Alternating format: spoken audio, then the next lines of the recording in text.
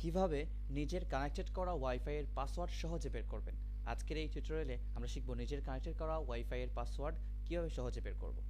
তো চলুন শুরু করা যাক। তো প্রথমে আপনার পিসি বা ল্যাপটপের কিবোর্ড থেকে উইন্ডোজ প্রেস করে আর প্রেস করবেন। তারপর এখানে আপনি টাইপ করবেন ncpa.cpl, এটাকে টাইপ করবেন। টাইপ করার পর আপনি এন্টার ক্লিক করবেন। তারপর এই ওয়াইফাই এসে রাইট ক্লিক করবেন। তারপর স্ট্যাটাসে গিয়ে আমরা যাব ওয়্যারলেস প্রপার্টিতে। এখানে ক্লিক করার পরে আমরা সিকিউরিটিতে যাব।